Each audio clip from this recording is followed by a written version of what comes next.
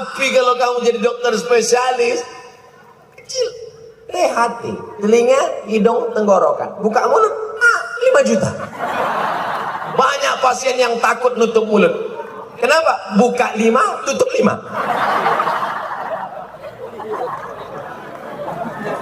Baru saya paham. Kenapa kalau anak-anak ditanya, mau jadi apa? Mau jadi dokter. Mau jadi apa? Mau jadi polisi. Mau jadi apa? Mau jadi dokter lagi. Belum ada ditanya, mau jadi apa? Jadi ustadz. Enggak, kenapa? Takut kena usir. Enggak semua. Enggak semua. Jadi ustadz ini berat. Biar aku aja.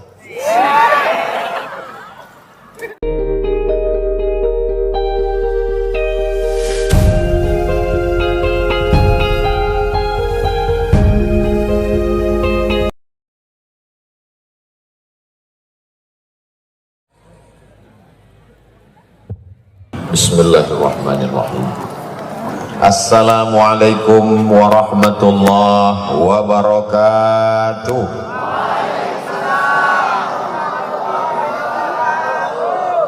Kaifa halukum?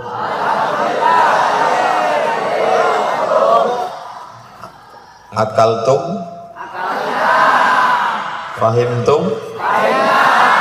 Alhamdulillah. Tadi ketika Kiai nanya, hal tuhibbuna Ustadz Abdul Somad, saya khawatir. Yang saya khawatirkan keluar jawabannya, mau jawab hub aja atau hub banget ya.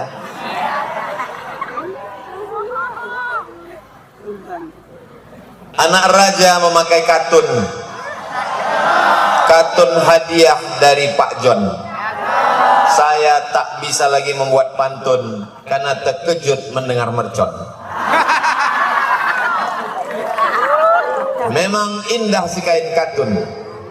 Katun dibeli dari Cikini.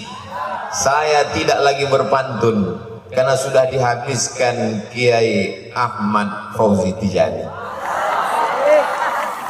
Itu sekedar menjawab saja. Karena kata orang Melayu, pantun mesti dijawab. Apapun yang terjadi, semuanya kita katakan alhamdulillahi rabbil alamin. Kullu amrin zibalin, semua amal yang baik, walam yubda bihamdillah, kalau tidak dimulai dengan pujian kepada Allah, fahuwa aqta, maka amal itu putus, tak bisa dibawa sebagai bekal menghadap Allah Subhanahu wa taala. Jerih payah, tetes peluh keringat dan air mata, malam ini semuanya akan hampa sirna, tak dapat dijadikan sebagai bekal. Maka kita awali dengan alhamdulillahi rabbil alamin. Setiap majlis akan menjadi majlis antanajifah, bangkai, busuk, berbau kalau tidak disebut namanya.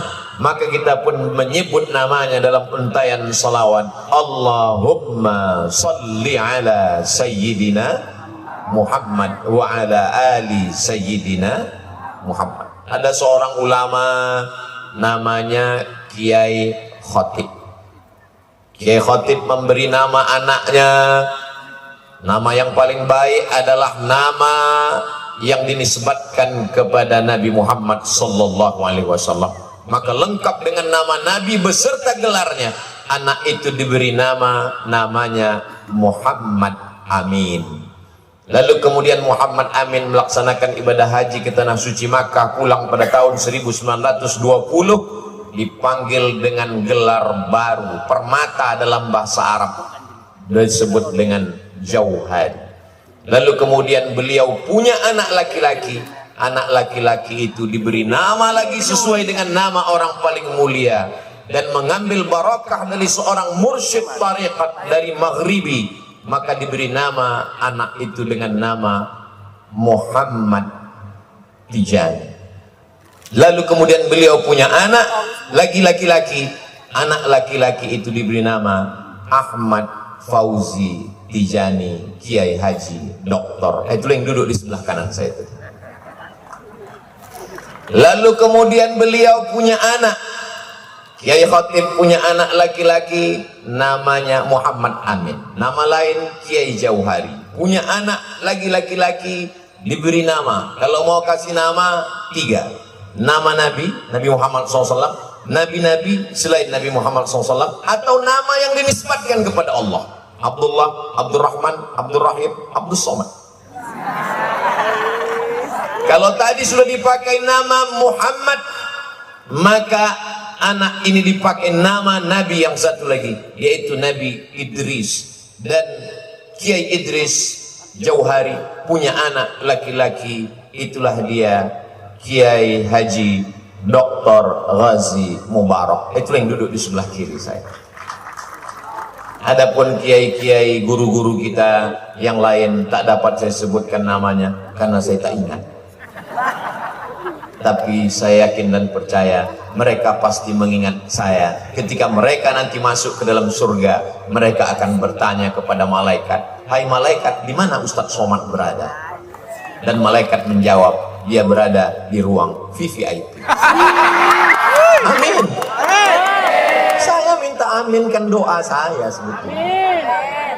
Bayangkan 9.000 santri mendoakan, ditambah jamaah, ditambah jin-jin korin yang ikut, ditambah malaikat kiraman katibin. Maka begitu serentak mereka mengatakan amin, maka terbuka pintu-pintu langit.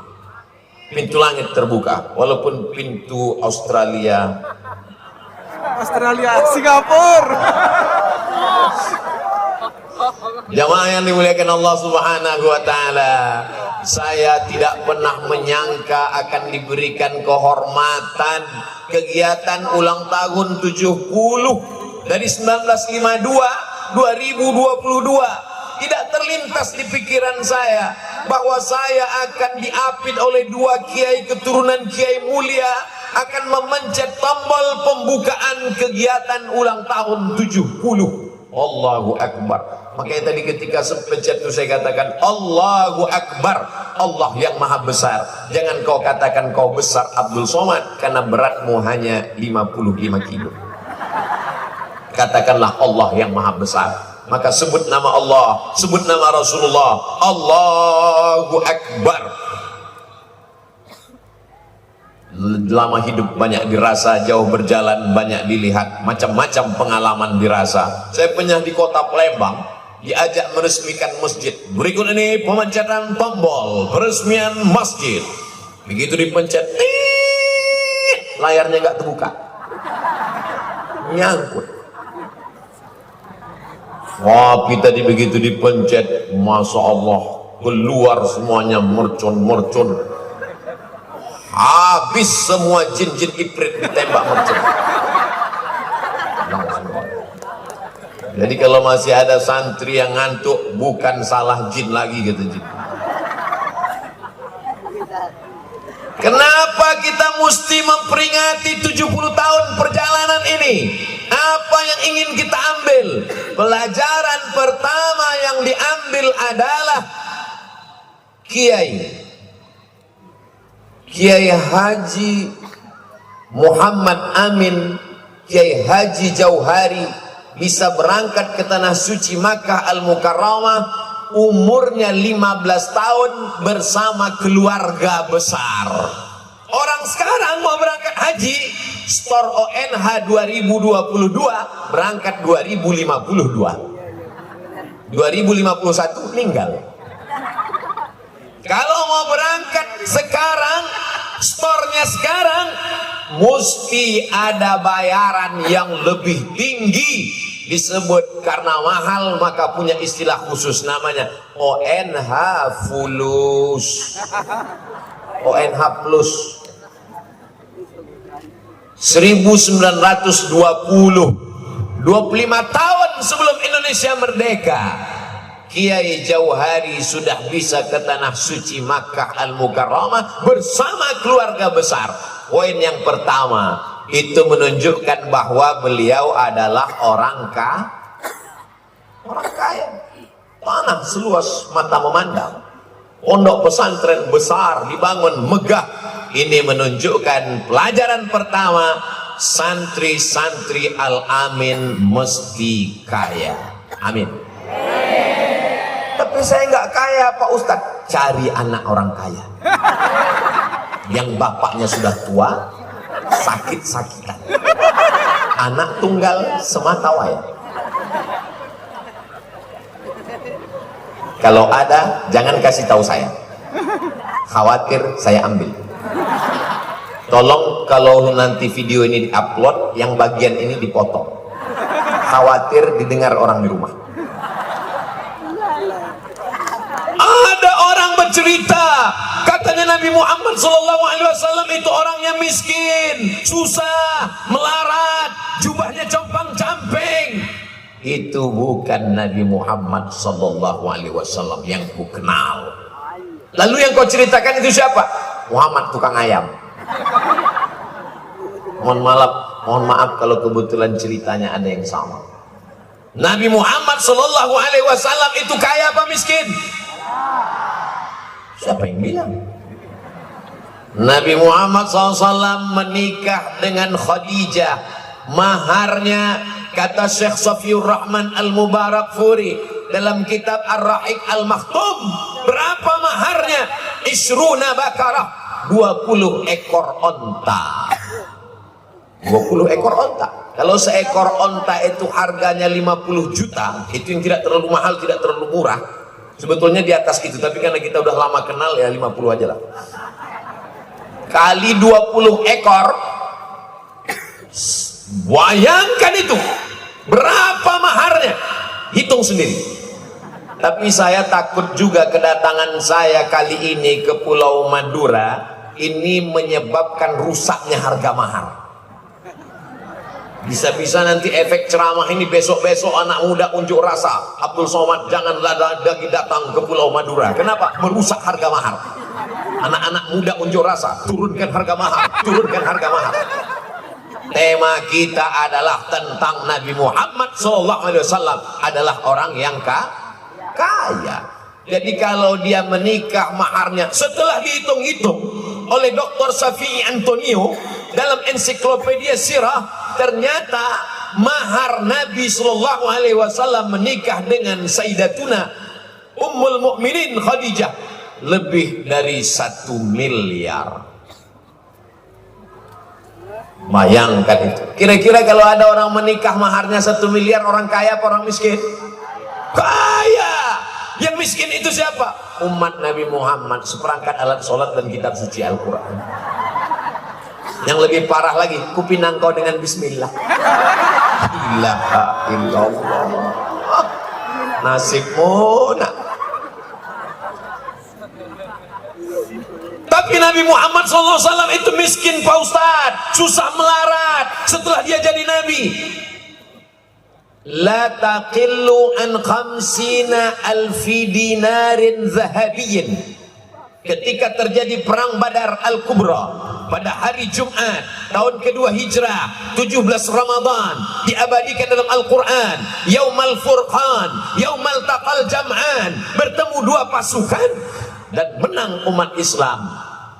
Hasil rampasan perang namanya ghanimah. La taqillu an 50 alfi dinarin, 50.000 keping uang dinar. Zaman Nabi tak ada uang kertas, uang perak namanya dirham, uang dinar namanya emas, namanya dinar. Satu kepingnya 4,25 gram. Jadi kalau 1 gram itu 1 juta. Sekarang harga emas 1 juta sekian, tapi karena kita udah lama bersahabat 1 juta aja lah. Maka 4,25 itu sebenarnya 4.250.000, tapi karena mumpung diskon ulang tahun 70 Al-Amin, jadi 1 keping itu 4 juta. Kalau 1 keping uang dinar 4 juta kali 50.000 keping, berapakah hasil harta rampasan perang Badar layak untuk soal CPNS 2023? Jadi kalau saudara-saudara kita yang duduk di Badan Kepegawaian Negara BKN, tolong buatkan soal-soal CPNS yang ada hitung-hitungannya, yang terkait dengan ada nilai sejarahnya. Jika Nabi Muhammad SAW pada perang Badar mendapatkan harta rampasan perang 50.000 keping uang dinar, satu dinarnya adalah 4,25 gram, satu gramnya adalah 1 juta. Berapakah harta rampasan perang? Bergizi, berkualitas, ada nilai agamanya. Setuju? Jangan seperti saya waktu ikut CPNS dulu. Tono, Tini, dan Tony menjaga warnet. Tini dan Tony tidak bisa jaga satu masa karena pernah pacaran. Tono jaga di waktu malam karena pagi kuliah. Tini menjaga di waktu pagi karena sore ada kerja lain. Jam-jam berapa saja mereka bisa kerja sama? Apa ini? Kita lama-lama belajar kuliah, pesantren 6 tahun, pengabdian 4 tahun S1, S2 2 tahun, tambah S3. Begitu pulang, pertanyaannya kita sangka berkualitas. Begitu dilihat, Tono, Tini, dan Tony. Apa-apaan ini? Jadi kalau ada orang mengatakan Nabi Muhammad SAW itu miskin, Nabi sudah lama meninggal dunia, lalu kemudian siapa yang melanjutkannya? Al-ulama warasatul anbiya. Maka kalau Nabi Muhammad kaya, penerus Nabi juga kaya. Tapi ingat, Nabi tidak miskin, Nabi hidup bersahaja. Nabi hidup bersahaja, Nabi hidup sederhana.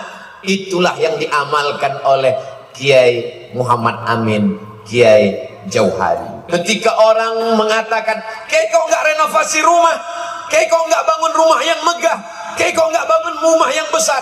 Jawabnya simpel sederhana, nanti kalau rumahku terlalu bagus, aku susah bangun sholat tahajud. Berapa banyak orang bangunnya kesiangan? Kenapa? Karena AC-nya terlalu dingin. Yang lebih parah, rumahnya jelek, enggak tahajud. Dunia melarat, akhirat neraka jahanam. Enggak tahajud kan enggak masuk neraka, Pak Ustadz. Sudahlah enggak punya dunia, enggak punya harta, mabuk, pakai narkoba, ngutang. Istrinya masak nasi, hilang. Kok enggak matang-matang ini nasi? Dilihat, rupanya tabung gas sudah hilang. Diambil suami, beli narkoba. Nauzubillah. Mudah-mudahan semua anak-anakku dapat suami yang soleh. Dia tidak jauh, hanya di balik dinding ini. Masya Allah, tabarakallah. Nabi SAW menunjukkan kesederhanaan ketika dia dapat 50.000 keping uang dinar, uang emas. Lalu kemudian datang Sayyidatuna Fatimah Az-Zahra. Apa kata Sayyidatuna Fatimah? Kami di rumah susah ya Rasulullah. Sayyidina Ali bukan orang yang kaya. Aku tidak sanggup membuat adonan tepung gandum. Aku tidak sanggup menimba air. Tolong berikan pembantu, belikan uang emas. Apa kata Nabi SAW? Wahai Fatimah, sebelum tidur malam bertasbihlah 33 kali. Subhanallah, subhanallah, subhanallah, subhanallah. Alhamdulillah 33 kali. Alhamdulillah, alhamdulillah. Allahu Akbar 33 kali. Enggak nyambung. Minta pembantu, minta tukang timba air, minta uang, malah dikasih subhanallah walhamdulillah wala ilaha illallah wallahu akbar. Apa maknanya? Walaupun badanmu lelah menimba air, membuat adonan tepung gandum, tapi kalau hatimu tenang karena berzikir, insya Allah lelahmu hilang. Betul. Sekarang berapa banyak orang kaya, saking kayanya pembantunya di rumah 10. Ada satu khusus untuk memotongkan kuku tangan, satu kuku kaki, satu tukang korek telinga, telinga kanan satu, telinga kiri satu. Tapi dia tetap lelah. Kenapa? Hatinya lelah. Huwallazi anzala sakinata fi qulubil mu'minin. Allah yang menurunkan ketenangan ke dalam hati orang yang beriman. Apa kata Kiai Jauhari? Orang yang tidak pernah berada dalam kegelapan, dia tidak akan pernah merasakan indahnya bintang gemintang. Malam ini bintang sedang cuti. Kenapa tidak ada bintang malam ini? Karena semua bintang sedang turun ke Al-Amin. Allahumma salli ala Sayyidina Muhammad wa asghili zalimin bizalimin Yang ada handphone, hidupkan. Yang tak ada, jangan ambil handphone kawan. Allahumma salli ala Sayyidina Muhammad wa asghili zalimin bizalimin wa akhrijna min bainihim salimin wa ala alihi wa sahbihi ajma'in. Sallallahu rabbuna ala nuril mubin Ahmad al-Mustafa Sayyidil Mursalin wa ala alihi wa sahbihi ajma'in wa ala alihi wa sahbihi ajma'in. Nah, tangannya turun, jangan lama-lama, nanti ketiak basah. Bintang gemintang malam ini tak tampak lagi di angkasa, tak muncul di langit, karena semuanya turun ke Al-Amin, ikut berbahagia dalam pembukaan acara 70 tahun pesantren Al-Amin Prenduan. Allahu Akbar. Orang tidak akan merasakan nikmatnya bintang gemintang kalau dia tidak pernah merasakan gelapnya malam. Mau dihidupkan senter, senternya tidak ada. Senternya ada, baterainya habis. Baterainya ada, tangannya luka. Akhirnya bagaimana dia tahu arah timur dan barat? Dia memandang ke atas, ada bintang gemintang. Apa makna ucapan Kiai? Orang tidak merasakan nikmatnya harta kalau dia tidak merasakan sulitnya mencari. Tetes peluh keringat air mata, hidup dengan penderitaan. Ini pelajaran dari Kiai, bahwa beliau kaya raya, uangnya banyak, tapi hidup sederhana, dan hartanya itu dipakai untuk menolong agama Allah. Apa yang terjadi? Hari ini 70 tahun sudah, kita masih tetap dapat menikmati ilmunya, barokahnya, sampai hari kiamat tetap mengalir kepada mereka, insya Allah. Amin. Nampaknya Abdul Somad sedang ceramah di Al-Amin, tapi yang menyaksikan tausiah malam ini melalui streaming langsung ataupun melalui rekaman yang akan diupload di channel Ustadz Abdul Somad Official, subscribe, like, share, and comment. Hai orang kaya raya, kalau kau mati hartamu akan tinggal. Hai orang yang kebunnya luas, tanahnya sejauh mata memandang, kau akan mati sampai masanya, dan hartamu tinggal menjadi warisan. Tapi ada harta yang tidak akan dibagikan kepada ahli waris. La yubau, tak bisa diperjualbelikan. Wala yuhabu, tak akan bisa dihibahkan. Wala yurasu, tak akan bisa diwariskan. Mana dia? Yang kau wakafkan untuk menjadi wasilah menolong agama Allah Subhanahu wa ta'ala. Mana dia? Kita sedang berada di tanah yang penuh dengan barokah itu, insya Allah. Amin ya rabbal alamin. Mudah-mudahan semua anak-anakku jadi anak-anak yang kaya raya. Yang selama ini bercita-cita jadi orang miskin, mudah-mudahan berubah. Kau cita-citanya jadi apa? Aku cita-citanya ingin menjadi pengemis. Pengemis apa? Pengemis cinta. Ilaha illallah. Kalau ada orang seperti ini, tangkap, masukkan ke kolam garam, biar jadi ikan asin dia sekalian. Bagaimana kalau umat Islam meninggalkan dunia ini? Politiknya ditinggalkan, bisnisnya ditinggalkan. Ini kerjaan Belanda. Karena Belanda mengatakan, tanahmu kami yang urus, kami akan tanam karet, kami akan tanam sawit, kami akan tanam tembakau, kamu tinggal berzikir saja. Kehadiran Kiai Muhammad Amin, Kiai Jauhari membantah bahwa orang tasawuf tidak mementingkan dunia. Ini banyak orang sekarang mengejek. Apa itu tasawuf? Tasawuf hanya zikir, la ilaha illallah, la ilaha illallah, la ilaha illallah, mati.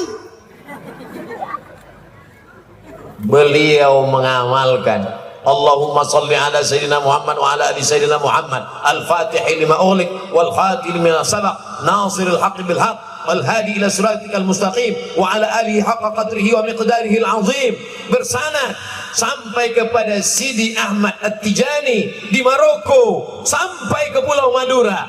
Beliau mengamalkan itu, tapi beliau tidak meninggalkan dunia. Laisa bi khairikum man taraka dunyahu li akhiratihi. Orang yang baik bukan meninggalkan dunia untuk akhirat, wal akhiratahu li dunyahu. Orang yang baik bukan meninggalkan akhirat untuk dunia.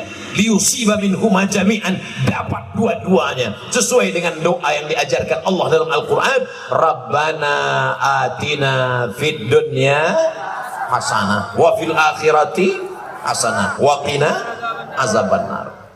Nanti ketika ulang tahun 70 pada puncaknya, semua alumni-alumni akan berkumpul dan bertemu. Mereka saling bertanya, ente sekarang apa bisnisnya? Ya nanam karet lah. Berapa hektar? Cukup lah untuk 77 keturunan. Ente nanam apa? Saya tanam sawit. Berapa banyak? Ya sejauh mata memandang. Itu teman kita kok kaya sekali, kelihatannya nggak ada ternak apa-apa. Oh dia ternak yang lain, ternak apa? Ternak tuyul. Haram. Tidak boleh berhubungan dengan yang tidak diridhoi Allah Subhanahu wa taala. Naha Rasulullah sallallahu alaihi wasallam an samanil kalbi. Nabi melarang harga jual beli anjing. Wa mahril baghi, hasil prostitusi. Wa hulwanil kahin, dan upah dari perdukunan. Mana tahu ada yang sudah menjadi anggota IDI, Ikatan Dukun-Dukun Indonesia. Nauzubillah. Yang halal-halal saja. Kulu, makanlah min thayyibat, yang baik-baik. Tiba-tiba alumni pada kumpul semua di ulang tahun yang ke-70, puncak acara nanti insyaallah. Amin. Yang satu datang naik mobil megah, mewah, mahal, tapi berkecil hati kawan-kawan. Kenapa? Dari bunyi klaksonnya, kredit, kredit. Tiba-tiba ada satu yang datang bawa angkot. Itu siapa? Itu teman kita, alumni Al-Amin. Iya. Kamu kok bawa angkot? Aku memang bawa angkot, tapi semua angkot yang ada di pulau ini punya aku. Tadi nggak ada yang tepuk tangan. Begitu bilang dia punya angkot satu pulau, semuanya setuju. Ternyata kalau kau punya harta, semua akan senang. Mereka akan bernyanyi. Apa lagunya? Jadikan aku yang kedua. Langsung angkat tangan. Enggak. Apa maknanya? Bahwa umat Islam kalau mau disegani, dia mau bermartabat, mau dihormati, maka dia mesti kaya. Insya Allah anak-anak adik-adikku sekalian, nanti kalau kalian kaya, bangun pondok pesantren, tahfiz Quran, ambil yatim, fakir, miskin, duafa.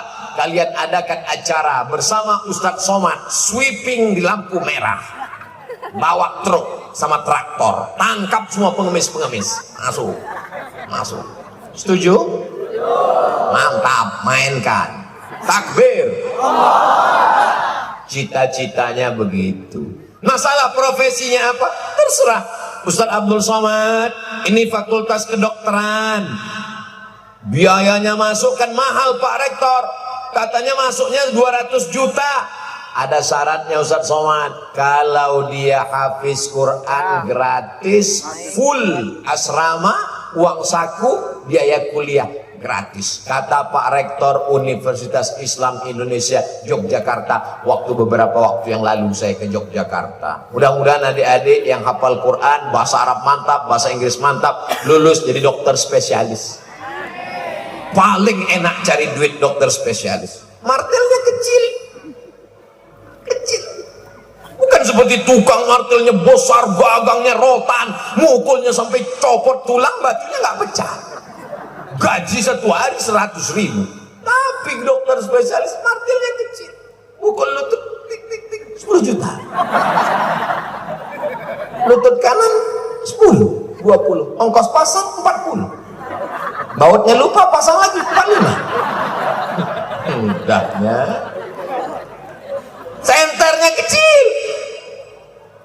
cuma satu kecil. Beda sama jaga malam. Baterainya 6 terang benderang. Kerja dari jam 6 sore sampai jam 6 subuh.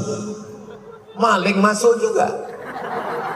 Tapi kalau kamu jadi dokter spesialis, kecil. Hati, telinga, hidung, tenggorokan. Buka mulut, 5 juta. Banyak pasien yang takut nutup mulut. Kenapa? Buka 5, tutup 5. Baru saya paham kenapa kalau anak-anak ditanya mau jadi apa, mau jadi dokter, mau jadi apa, mau jadi polisi, mau jadi apa, mau jadi dokter lagi. Belum ada ditanya mau jadi apa, jadi ustadz. Enggak, takut kena usir. Enggak semua. Jadi ustadz ini berat, biar aku aja.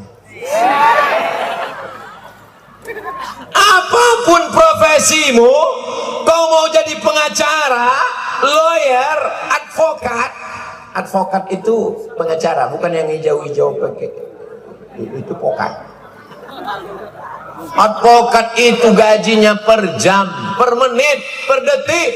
Itu hanya cara wasilah untuk mencari rezeki Allah Subhanahu wa taala. Tapi tujuannya adalah kau jadi dokter spesialis, kau jadi pengacara, kau jadi polisi, kau jadi tentara, kau akan menolong agama Allah. Allahu Akbar. Ustadz Abdul Somad beberapa hari yang lalu update status. Sebentar ya, buka handphonenya dulu. Nama IG-nya Ustadz Abdul Somad Official. Yang belum follow silakan. Banyak sekali Abdul Somad ini, banyak sekali Pak Ustadz. Ada Abdul Somad, ada Abdul Somad, Abdul Somad. Yang mana? Itu yang follow-nya 6,5 juta. Itu coba lihat di iklan yang ke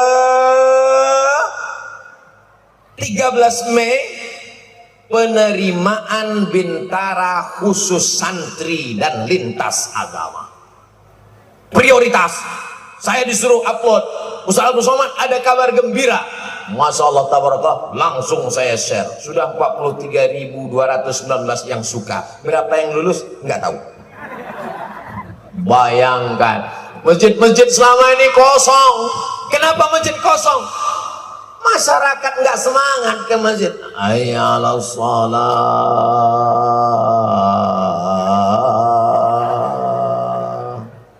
Coba kalau tentara ini yang pulang, hayya 'alas shalah, langsung jamaah datang, siap.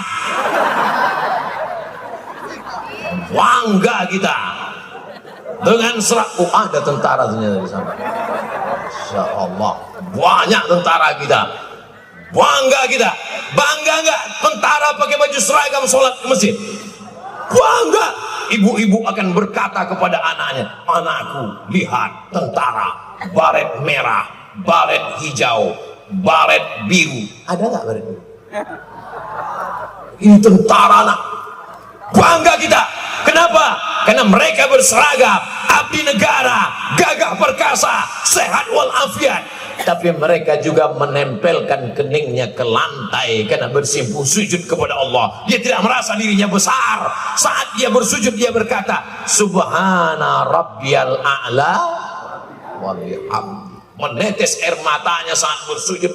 Aku tak ada apa-apanya di hadapanmu ya Allah. Dia berdoa, ya Allah, ya Allah. Ditanya sama kawannya sebelah, kau menangis karena rendah hati dan takut pada Allah? Bukan, gaji 13 belum turun.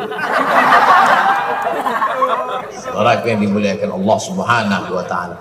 Poin yang pertama.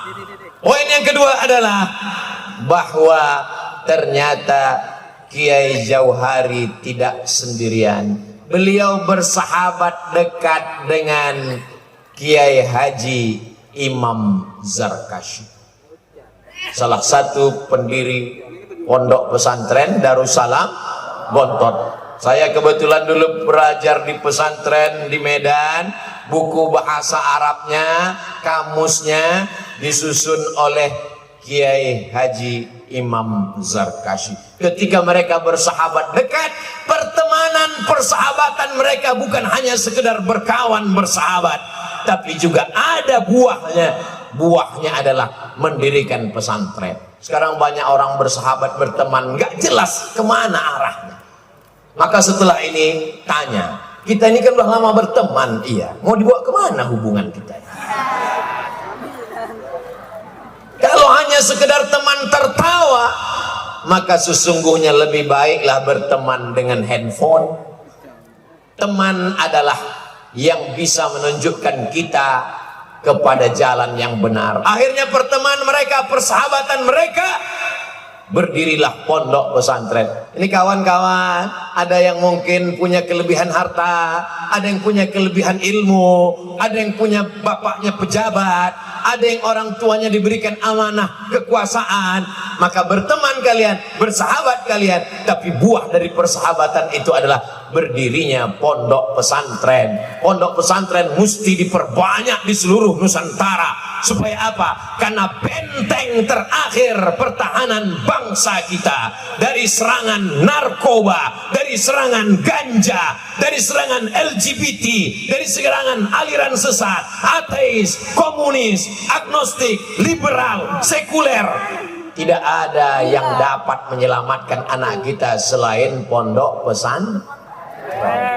Ustadz Somad menyepelekan anak-anak sekolah yang tidak di pesantren. Masuk jam 8 pagi, pulang jam 12 sore, habis itu dibawa kawannya cabut, pacaran, main ke mall, jalan-jalan, minumannya disuntik dari bawah pakai alat buat ngantuk, maaf perangsang. Akhirnya terjadilah apa yang terjadi. Nauzubillah, nauzubillah. Makanya yang dapat menyelamatkan anak kita pondok pesantren. Tapi pesantren mahal Pak Ustadz. Siapa bilang pesantren mahal? Kalau kalian mau melihat pesantren tidak mahal tapi tidak murahan, datanglah ke Al-Amin Perenduan.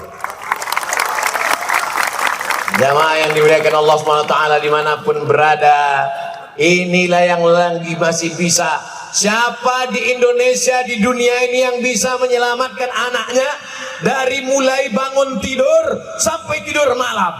Hanya satu lembaga pendidikan di dunia yang bisa menyelamatkan orang dari bangun tidur sampai tidur lagi, itu adalah pondok pesantren. Karena kiai melihat santrinya sudah tidur, baru dia tidur, dan kiai lebih dulu bangun daripada santrinya. Cara berjalannya, cara makannya, cara pakai sarungnya. Ini saya nih kalau mengikut aturan pondok ini udah kena tulis jasus, udah kena masuk Hizbut Tahlim nih. Ini mestinya masuk ke dalam. Cara ngikatnya udah betul. Apa maknanya? Dari mulai peci, nggak boleh pakai baju kaos, pakai kemeja masuk ke dalam, sarungnya mesti rapi, sorbannya mesti rapi, rambutnya mesti rapi. Diatur di pondok pesantren. Jaga pertemanan persahabatan, karena buah mangga yang bagus-bagus akan ikut busuk karena dekat dengan mangga yang busuk. Mangga aja bisa busuk, apalagi kamu. Boleh untuk update status besok pagi dengan sekarang, nanti statusnya sama semua. Mangga satu tangkai ada 10, ada yang busuk satu, bukan yang satu itu jadi baik karena 9, yang 9 itu jadi busuk karena satu. Maka hati-hati dengan pergaulan. Ini banyak orang sekarang bergaul seenaknya saja. Saya termasuk orang yang pilih-pilih bergaul dengan teman. Kenapa? Karena pengalaman di pesantren dulu berteman dengan orang yang tidak baik ini, efeknya luar biasa. Gak usahlah saya ceritakan. Nanti kebetulan kalau mereka dengar ceramah ini dia tersinggung. Aku teman gua banget gitu. Jamaah, adik-adik yang dimuliakan Allah Subhanahu wa taala. Rajulani, dua orang, tahabba fillah, berkasih sayang karena Allah. Ijtama'a alaih, berteman, bertemu karena Allah. Wa tafarraqa alaih, berpisah pun juga karena Allah. Itulah dua kiai besar yang kemudian anaknya dia kirimkan. Pertemanan mereka tidak hanya pada diri mereka saja, bukan antara Kiai Jauhari rahimahullah, bukan antara Kiai Imam Zarkashi rahimahullah, tapi juga sampai pada anak-anaknya. Apa kata Kiai Imam Zarkashi? Ketiga anak ini bagaikan kelopak bunga mawar yang cantik dan harum semerbak. Itulah dia Kiai Muhammad Tijani, Kiai Idris Jauhari, dan Kiai Maktum Jauhari, seperti tiga kelopak bunga mawar yang harum semerbak. Harum semerbak, tapi kertas. Sekarang bunga mawar kalau yang asli kita letakkan busuk, tidak efektif, mubazir. Itu makanya mesti dibuat bunga yang dari plastik. Akhirnya banyak juga perempuan sekarang ingin tidak busuk, akhirnya wajahnya diisi. Tidak ada di Al-Amin. Itu hanya ada di planet Mars dan Venus. Berapa banyak orang bersahabat karena kepentingan, karena sama-sama di bisnisnya habis bermusuhan. Berteman karena politiknya tumbang, bermusuhan. Tapi kalau bersahabat karena Allah, apa yang terjadi?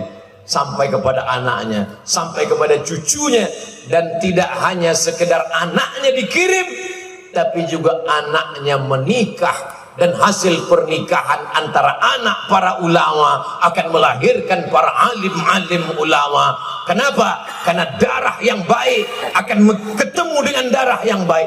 Ada salah seorang laki-laki namanya Mubarak. Dia ditugaskan untuk menjaga kebun kurma seorang hakim di negeri Marwa. Hakim Marwa bertanya kepada laki-laki yang menjaga kebun anggur, "Wahai Mubarak, ya Tuan, tolong ambilkan aku anggur." Dipetikkan anggur, asam. Petikkan satu lagi, dipetik lagi, asam juga. Petikkan lagi. Lama-lama Hakim Marwa marah. "Kamu sudah jaga ini kebun selama 1 bulan, kenapa tidak tahu di mana kebun anggur yang manis? Kenapa asam tiga-tiganya?" Apa jawab Mubarak? "Tuan menugaskan aku menjaga kebun, bukan mencicipi kebun." Ternyata selama berbulan-bulan dia menjaga kebun itu, tidak ada satupun buah yang pernah dia makan. Akhirnya terpukau Hakim Marwa. Lalu apa kata dia? "Aku belum pernah ketemu orang sejujur kamu, maka aku akan berikan engkau hadiah." "Apa itu Tuan?" "Menikah dengan anakku." "I'm ready." Dinikahkanlah dengan anak hakim. Tapi anakku ini ada masalahnya. Apa masalahnya?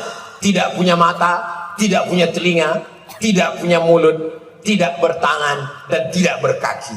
Sudah bisa dibayangkan seperti melon atau semangka. Zaman dulu nggak ada pakai pacaran, nggak ada pakai tukar-tukaran gambar, nggak ada kirim-kiriman nomor, nggak ketemu sebelum akad nikah, diakadkan. Setelah akad, lalu kemudian buka pintu kamar, masuk ke kamar pengantin.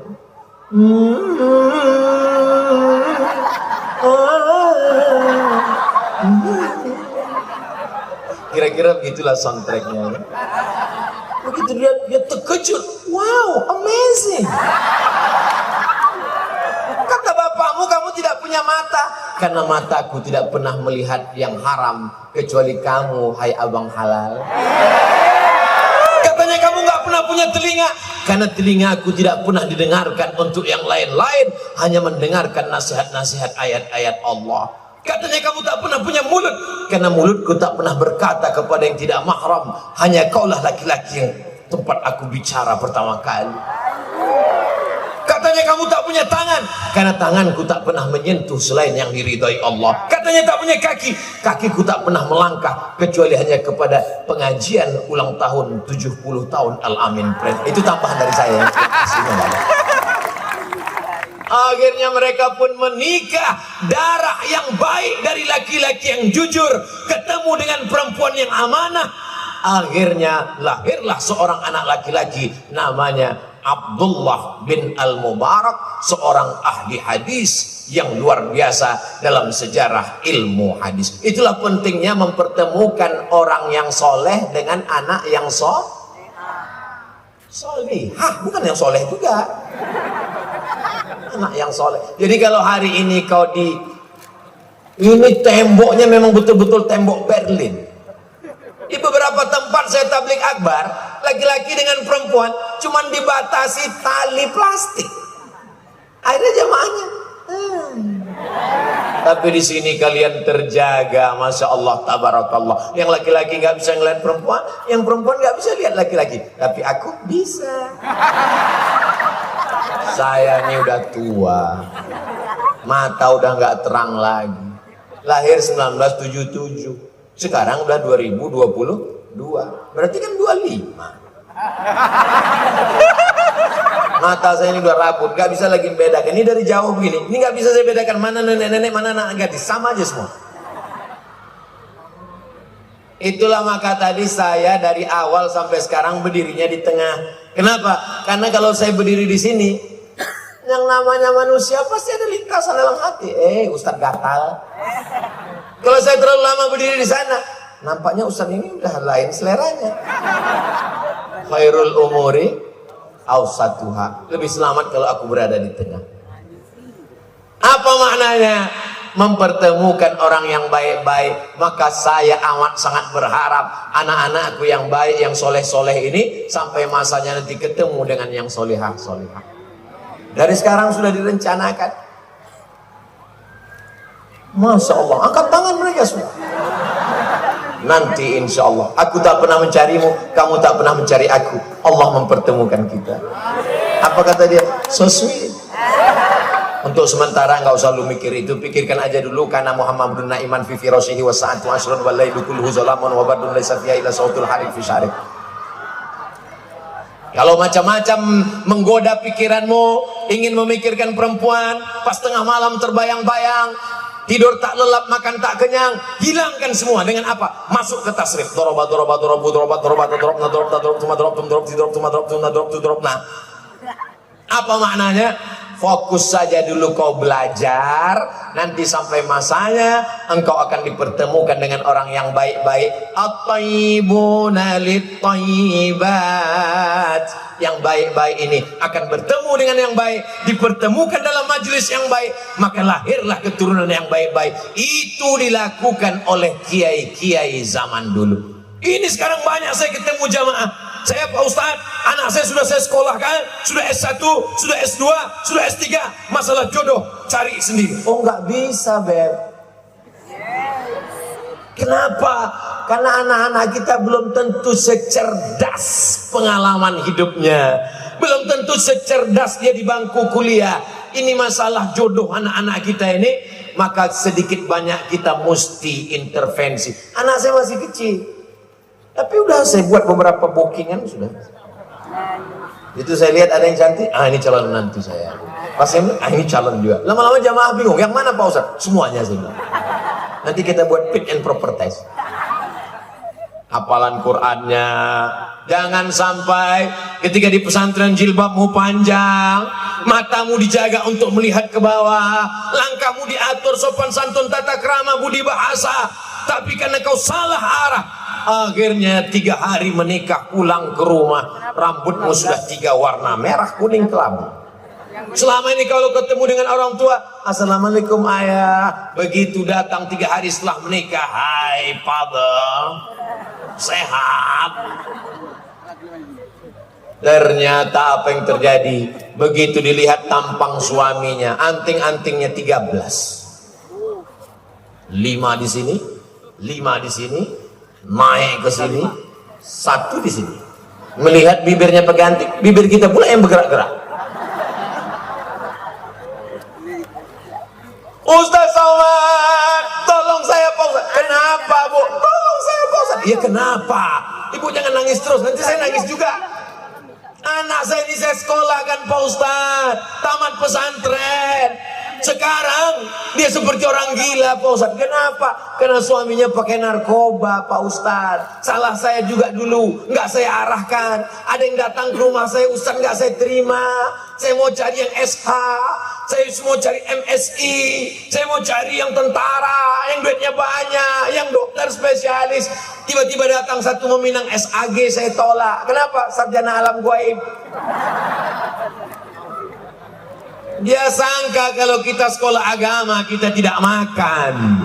Kau takut anakmu tidak makan hanya karena yang datang itu adalah orang yang menekuni bidang agama. Iyakunu fuqara, kalau dia susah yughnihimullah, Allah akan mencukupkan dia. Alam takun ardullahi wasi'ah, apakah engkau tidak tahu bahwa bumi Allah ini luas?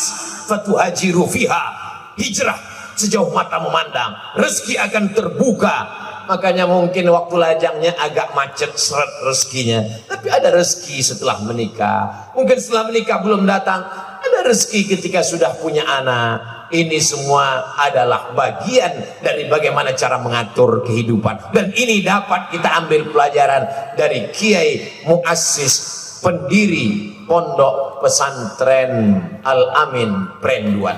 Berikutnya pelajaran yang ke tadi saya mulai jam berapa tadi ya? Tadi saya mulai jam 8:30. Sekarang sudah jam 9:15. Berarti waktu kita ada 15 menit lagi karena sesuai kode etik, sesuai yang tertulis di botol 600 ml. Pelajaran yang ketiga, mereka mengirimkan anaknya kemana? Universitas Islam Al-Madinah Al-Munawwarah. Yang satu lagi dikirim kemana? Universitas Al-Azhar Kairo, Mesir. Sampai ketika almarhum Kiai Haji Muhammad Tijani meninggal dunia, namanya masih terdaftar di S3 Al-Azhar, jurusan tafsir Fakultas Usuluddin. Artinya apa? Gantungkan cita-citamu setinggi bintang di langit, tapi kakimu tetap nginjak ke bumi. Jangan sampai kakimu ikut gantung, berarti kau hantu. Jadi saya dulu waktu sekolah, saya tulis di buku kelas, saya tulis Profesor Abdul Somad, Profesor Dr. Abdul Somad. Waktu masih di pondok, teman saya berbisik, Mat, jangan tulis kayak gini. Kenapa? Aku takut nanti kau gila. Sampai sekarang saya nggak gila. Tadi disebut oleh protokol Ustadz kita, Pak Kiai juga menyebut lengkap selengkap-lengkapnya, Profesor dari Universitas Islam Sultan Syarif Ali Brunei Darussalam, visiting professor tahun 2020. Doktor dari Universitas Internasional Antarabangsa Selangor, Malaysia. Syekh dikasih Habib Lutfi bin Yahya waktu sowan ke beliau. Jangan panggil lagi Ustadz, ini panggil Syekh. Terus sekarang kok tetap Ustadz? Saya takut panggil Syekh. Ada beberapa orang di kampung saya namanya terlalu berat, akhirnya demam. LC singkatan dari licence, bahasa Arabnya ijazah. Orang ini sudah mendapatkan ijazah untuk mengajarkan agama Islam dari Al-Azhar Mesir. MA, Master of Art di Maroko, namanya DESE, Diplôme Études Supérieures Approfondies, bahasa Prancis. Tidak saya pakai DESE, karena pas ditulis di kampung jadi desa. PhD, PH itu filosofi, D-nya doktor, Doctor of Philosophy, sama dengan Kiai. Beliau senior saya dari Universitas Islam Omdurman, Islamic University Omdurman di Sudan. Lengkap semuanya. Itu pun diusir orang juga. Apa maknanya? Jadi Ustadz ngomong ini sebetulnya Ustadz mau sombong, mau angkuh untuk membangkitkan semangat anak-anakku supaya sekolah. Karena kiai-kiai pendiri ma'had ini mengirimkan generasinya sejauh mata memandang. Kalau hanya sekedar untuk memimpin pondok, ngapain mereka kirim anaknya jauh-jauh berpisah? Emang di Mesir mudah, senang belajar? Bayangkan tinggal di asrama belajar 4 tahun. Mereka sabar, anak kiai dengan penuh segala macam kesulitan kehidupan, tetap ngantri, tetap naik bis, tetap macam-macam kesulitan dihadapi. Apa? Penggemblengan diri. Kitab Sahih Bukhari yang ada di Pulau Madura sama dengan Sahih Bukhari yang ada di Mesir.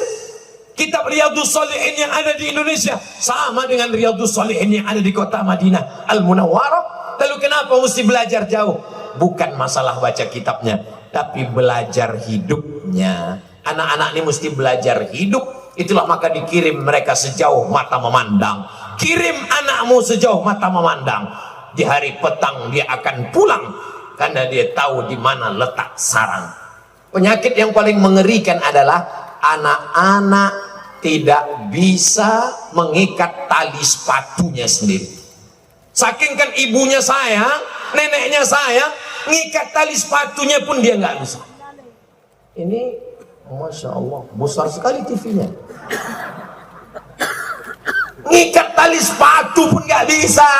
Tapi kalau dia dikirim ke Madinah, dikirim ke Ummul Qura Makkah, dikirim ke Al-Azhar Mesir, dikirim ke Durman Sudan, dia belajar hidup, belajar satu rumah, belajar belanja, belajar masak. Generasi ada 3. Pertama, generasi pejuang. Yang kedua, generasi penikmat. Yang ketiga, generasi penghancur. Jangan biarkan generasi kita menjadi penikmat.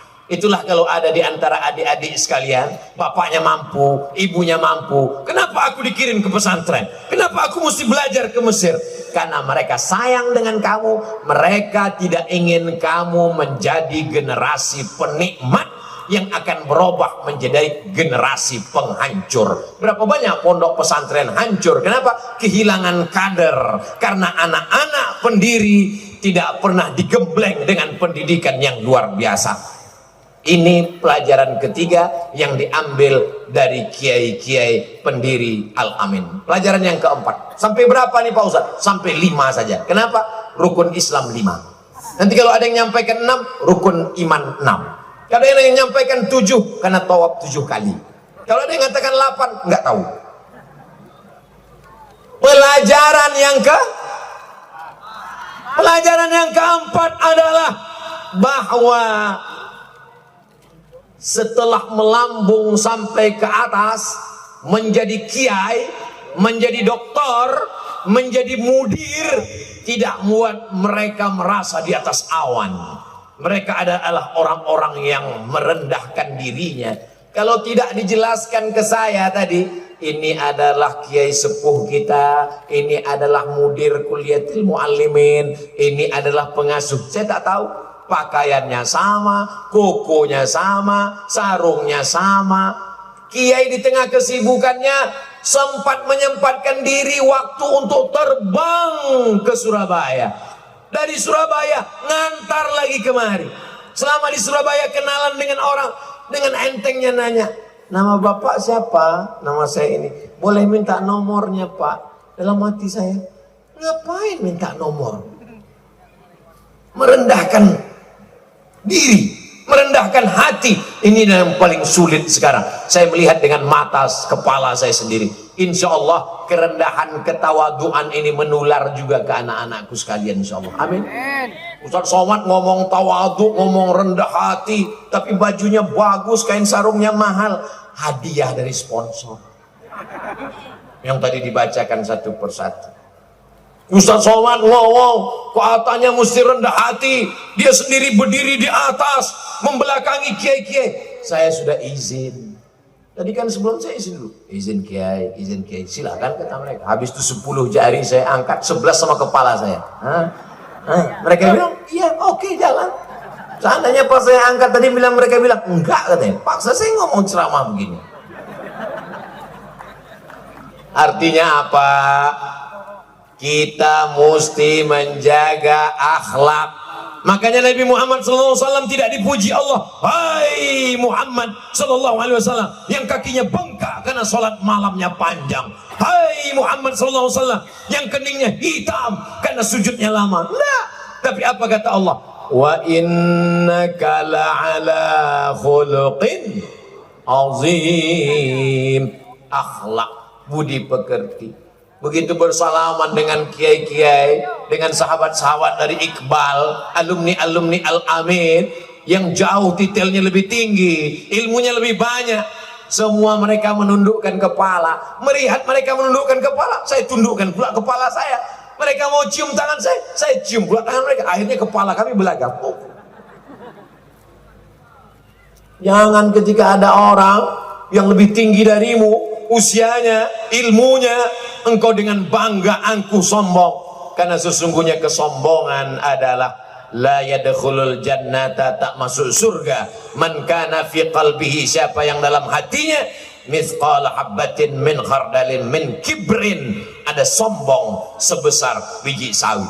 Saya tidak belajar tentang tawaduk dari buku, tapi di Al-Amin saya belajar dari kiai-kiainya. Sebelum kemari saya sudah bertemu dengan para ulama, kiai-kiai sepuh, orang-orang yang lebih kita dahulukan, keilmuan mereka, tentang hafalan mereka. Tapi kita tertawan karena ketawaduan mereka. Mudah-mudahan kita sampai anak cucu kita tawadu, insya Allah. Amin. Pak Ustadz itu teman saya tawadu, Pak Ustadz. Kalau Ustadz ceramah dia mandang ke bawah terus, itu bukan tawadu, ngantuk. Pak Ustadz itu teman saya tawadu, Pak Ustadz. Tawadu gimana? Dia kalau acara ngapal apa itu kata dia nggak mau banyak-banyak, nanti aku sombong. Itu bukan tawadu, itu malas. Tawadu adalah setelah berprestasi. Tawadu adalah setelah hafalannya banyak. Tawadu adalah setelah sekolahnya berhasil. Tawadu adalah setelah kaya raya. Tapi kemudian dia merendahkan dirinya karena dia merasa bahwa ini semuanya datang dari Allah. Ketika ditanya, ini punya engkau? Ini prestasi engkau? Dia berkata, la haula wala quwata illa billah. Itu setelah berhasil. Jangan lari dari pondok. Kamu sekarang gimana? La haula wala quwata illa billah. Ini namanya mazhabnya Jabariyah. Jabr, terpaksa. Bukan Ahlus Sunnah wal Jamaah. Ahlus Sunnah wal Jamaah itu ahlul ikhtiar, mesti ada usaha. Adapun mereka ini tidak mau berusaha sama sekali.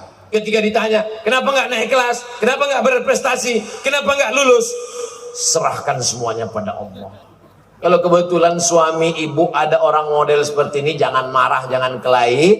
Besok kalau ditanya, kamu nggak kerja? Kamu nggak ngurus usaha kita? Kamu nggak nyari nafkah?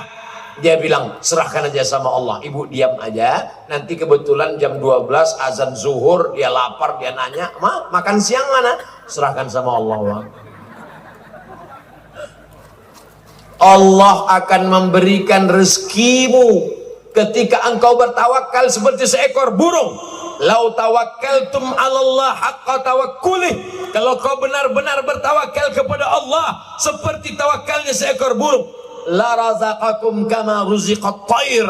Kamu akan diberi rezeki seperti seekor burung. Bagaimana? Taghdu khimasan, terbang dari sarang dalam keadaan perut kosong, wa taruhu bitanan, pulang dalam keadaan perut kenyang. Burung tidak pernah berpikir, nanti kalau aku terbang dapat makan atau enggak ya? Padahal cara dia mencari makan cuma dua. Satu dengan paruhnya, satu dengan tangannya, satu dengan cekernya, satu dengan kakinya. Sampai hari ini belum ada burung yang cari makan pakai akun Instagram. Yang dia pakai adalah paruhnya, yang dia pakai adalah cekernya. Dua alat yang diberikan Allah. Akhirnya dia optimal dan dia mendapatkan rezeki dengan sifat tawaduknya kepada Allah Subhanahu wa ta'ala. Yang terakhir, yang kelima, barokah doa. Doa para ulama. Jangan lawan kiai, jangan lawan guru. Ilmu kita mungkin biasa-biasa saja, tapi ada keajaiban doa. Itulah makanya sebelum membaca kitab-kitab, menghadiahkan pahalanya kepada Kiai Khotib, untuk Kiai Muhammad Amin Jauhari, untuk Kiai anak-anak beliau, Kiai Muhammad Tijani, Kiai Idris Jauhari, Kiai Maktum Jauhari, untuk para orang-orang soleh, guru-guru yang tak dapat disebutkan satu persatu, untuk mereka semua. Al-Fatihah. A'udzubillahi minasyaitonirrajim. Bismillahirrahmanirrahim. Alhamdulillahirabbil alamin. Arrahmanirrahim. Maliki yaumiddin. Iyyaka na'budu wa iyyaka nasta'in. Ihdinas siratal mustaqim. Siratal ladzina an'amta 'alaihim ghairil maghdubi 'alaihim waladdallin. Amin. Apa kata Syekh Muhammad Sa'id Ramadan Al-Buti ketika beliau mengajarkan kitab Hikam karya Imam Ibnu Athaillah As-Sakandari? Ada kalimat hikam itu yang sulit aku fahami, tak bisa aku selesaikan. Tapi begitu kubacakan Al-Fatihah kepada Imam Ibnu Athaillah As-Sakandari, tiba-tiba ilham datang. Inilah barokah guru. Makanya jangan pernah melawan guru. Ada orang yang ilmunya banyak tapi barokahnya tidak ada. Makanya kadang kita heran, ngajinya mungkin 5-10 menit, tapi bacaan Al-Fatihah untuk fulan, untuk fulan, untuk fulan, bertawassul. Ya ayyuhalladzina amanu taqullah, takutlah engkau kepada Allah, wabtaghu ilaihil wasilah, bertawassul kepada Allah. Saya yakin dan percaya bisa mengumpulkan sebanyak 9.000 santri dengan orang-orang berbagai macam latar belakang pendidikan. Kita bisa berkumpul malam ini adalah barokah dari para kiai-kiai yang tulus ikhlas itu, insya Allah. Amin. Tapi mereka kan udah ninggal Pak Ustadz. Orang ninggal itu kan putus amalnya Pak Ustadz. Mereka kan gak bisa beramal lagi Pak Ustadz. Waktu Nabi Muhammad sallallahu alaihi wasallam Isra Mi'raj, Nabi naik atas burak, lalu beliau memandang ke bawah. Dia lihat Nabi Musa sedang sholat dalam kuburnya.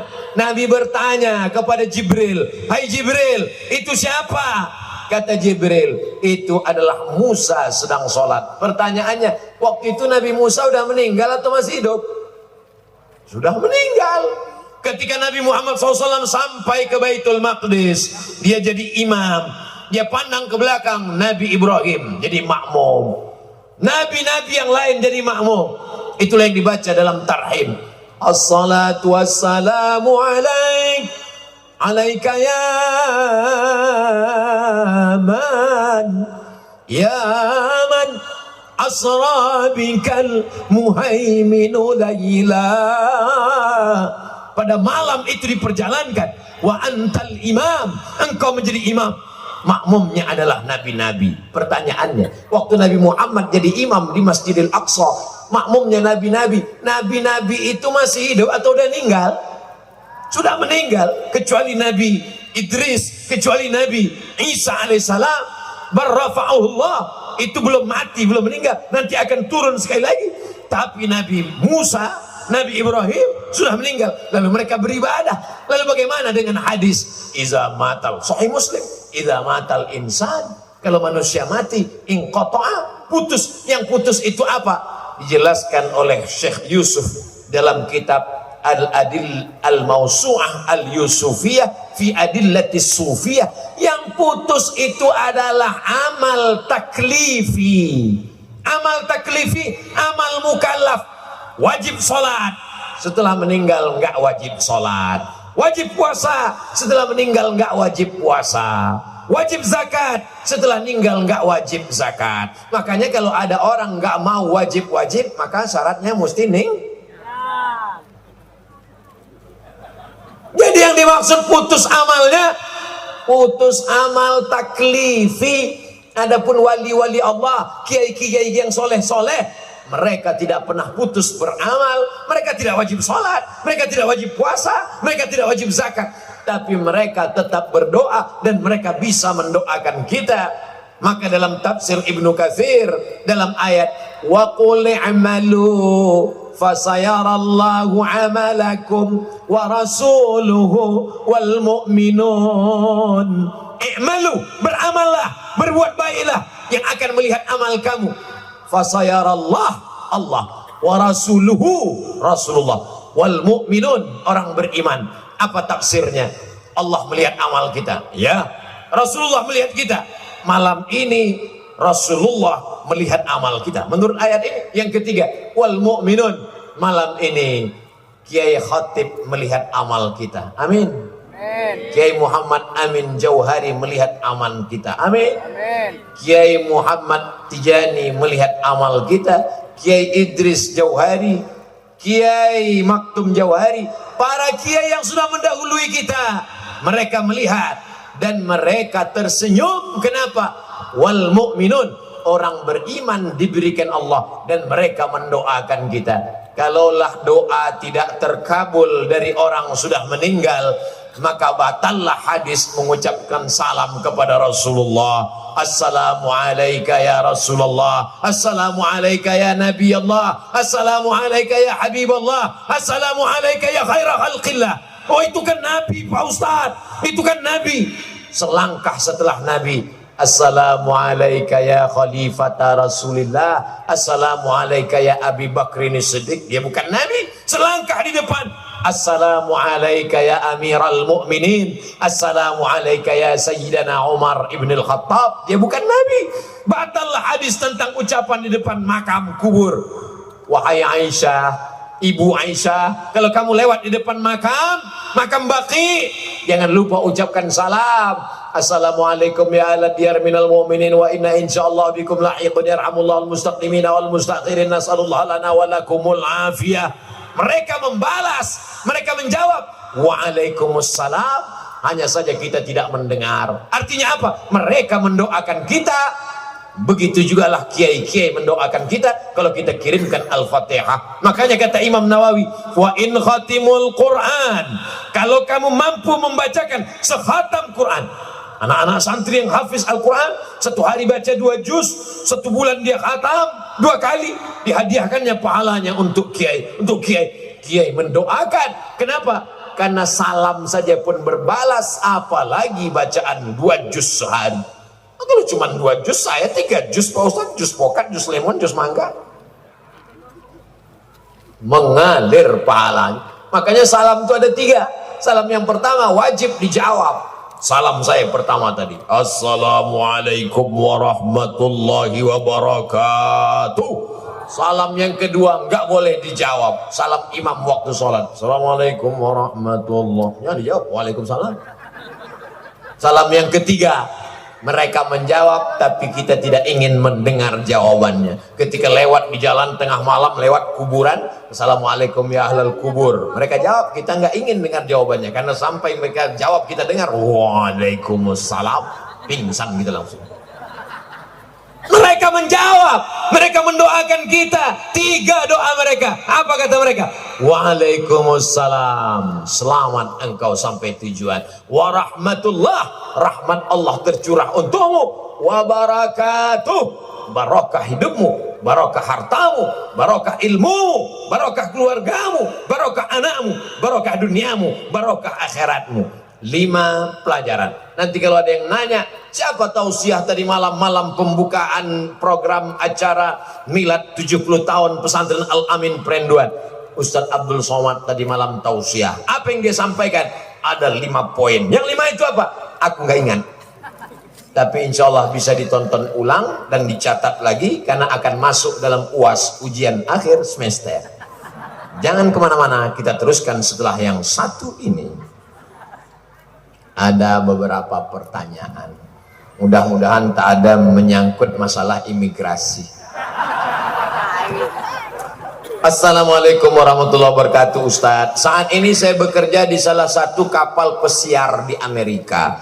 Kami di sini membentuk satu kelompok Muslim community. Yang ingin saya tanyakan, bolehkah kami melaksanakan sholat Jumat di kapal, sedangkan kami tidak menetap dan pindah dari satu negara ke negara lain? Mohon penjelasannya kepada Al-Mukarram Ustadz Abdul Somad.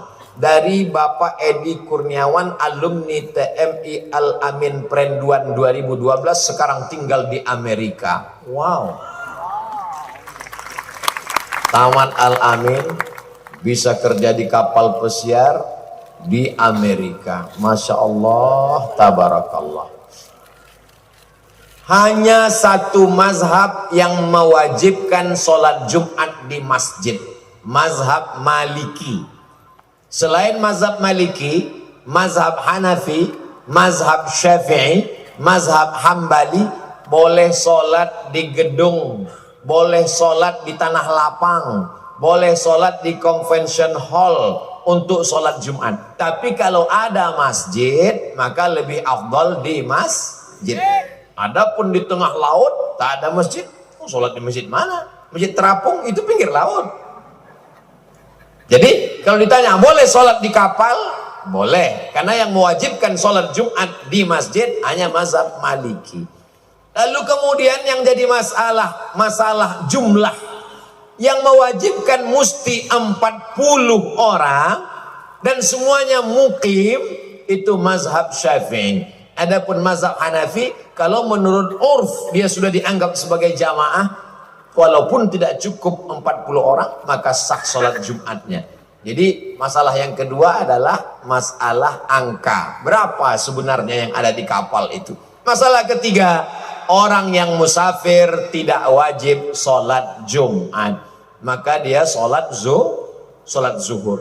Tapi kalau dia menetap, lalu kemudian dia melaksanakan sholat Jumat, maka sholat Jumatnya sah. Adapun orang musafir, kalau dia sholat Jumatnya sah, tapi dia tidak wajib. Ini tentang 3 hal terkait. Pertama, tentang sholatnya apakah mesti di masjid. Yang kedua, tentang jumlahnya. Yang ketiga, tentang apakah orang musafir wajib sholat Jumat. Yang kedua, saya wali santri asal Samarinda Kaltim, mau bertanya kepada Ustadz kiat agar anak istiqomah dalam mondok dan kami sebagai orang tua lebih tawaduk mendoakan anak karena jauh dari kami, khususnya saya pribadi, biar nggak galau ditinggal anak. Mohon wejangan. Ini membuka kartu, sesungguhnya yang galau bukan kalian saja, orang tua pun ternyata galau. Hai bapak-bapak, ibu-ibu yang galau meninggalkan anak di pesantren, lebih baik kau galau sekarang daripada galau tahun 2042 karena anakmu ditangkap BNN. Lebih baik nangis sekarang daripada nangisnya tahun 2042 gara-gara anakmu kena penyakit masyarakat pekat.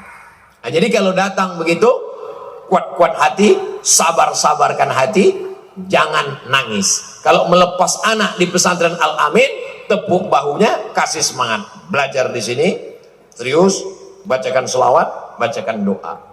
Kalau mau nangis, nanti setelah sampai Suramadu, nangis. Cari di bawah jembatan tuh nangis. Jangan di sini nangisnya. Itu membuat anak jadi down. Ustaz Somad, istri saya pulang dari pondok, menangis, matanya hampir sebesar bakso. Ini jamaah ngadu ke saya. Akhirnya saya nasihati seperti Ustadz ceramah. Kamu jangan nangis. Lebih baik nangis sekarang daripada anakmu nangis nanti karena dia hamil di luar nikah. Mohon maaf. Lebih baik nangis sekarang karena dia pondok daripada nanti dia kena narkoba. Terus gimana Pak? Habis itu istri saya bangun mengatakan, kamu enak aja ngomong, yang ngandung aku. Habis itu gimana Pak? Kalah saya Pak Ustadz.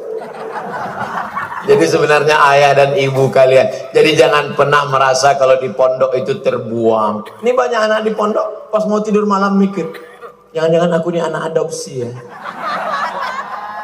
Justru karena mereka sayang lah maka kau ada di pesantren. Kalau nggak sayang, dibelikannya rumah mewah, dibuatnya engkau satu kamar, ada tempat main game online PlayStation, dibelikannya TV sebesar ini untuk main Mobile Legend. Habis itu kau pun jadi hantu kuntilanak gundurwo.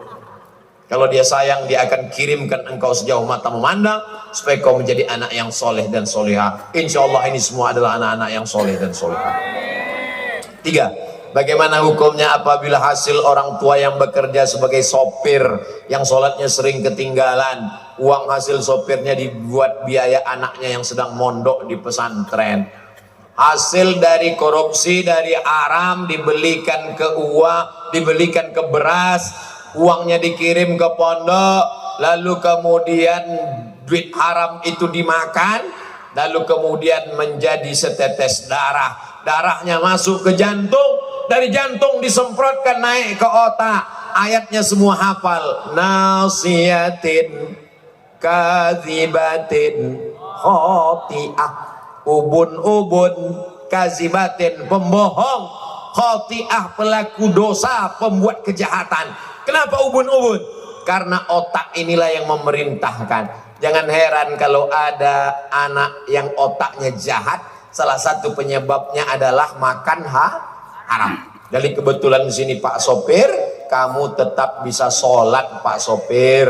Maghribnya nggak bisa, sholatnya isya nanti jamak takhir. Maghribnya 3, isyaknya 2. Zuhurnya bisa jamak takdim, zuhur 2, asar 2. Bisa jamak takhir, asar 2, isya 2. Jadi tidak ada alasan Pak Sopir untuk tidak sholat. Sampai kapan saya jamak ini Pak Ustadz? Selama kamu musafir. Saya nggak pernah pulang ke rumah. Namamu siapa? Bang Taib.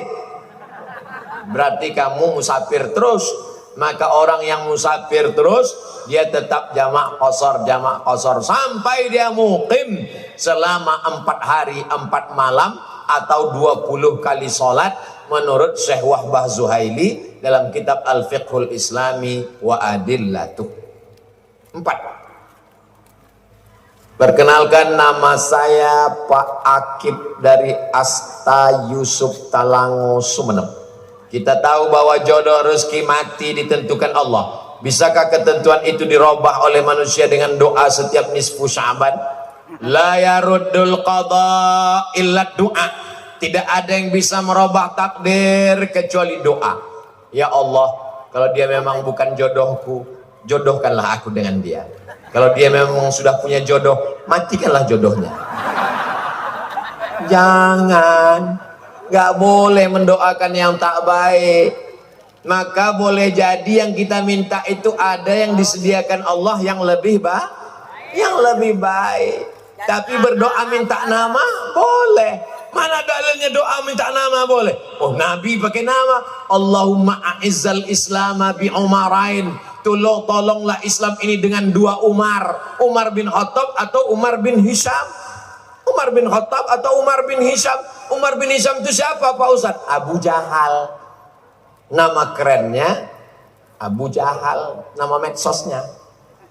Nama aslinya Umar bin Hisham. Nama aslinya Abdul Uzza. Nama FB-nya Abu Lahab. Jadi mereka namanya macam-macam. Siapa yang ceramah tadi? Ustadz Abdul Somad? Oh enggak, yang ceramah UAS. Sama.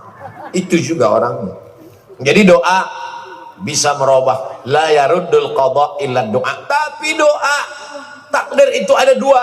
Ada takdir mubram, ada takdir muqayyad. Maka kita tak tahu yang mana, kita disuruh berdoa. Apa kata Umar bin Khattab?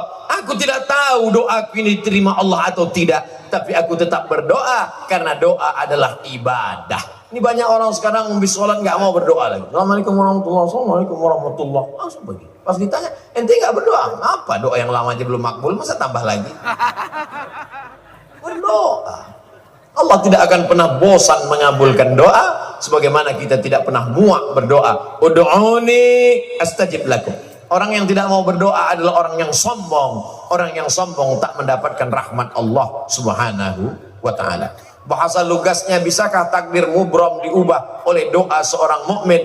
Mohon dalil dan penjelasannya. Kita tak tahu mana yang ketetapan Allah muqayyad mubram. Kita serahkan pada Allah. Puncak dari setelah doa adalah ridha. Aku ridha menerima ketetapan Engkau. Raditu billahi rabba wa bil islami dina. Ada yang lebih tinggi daripada surga. Ketika orang sudah masuk surga, ditanya Allah Ta'ala, ya ahlal jannah, madza turidun? Hai penghuni surga, kamu mau apa?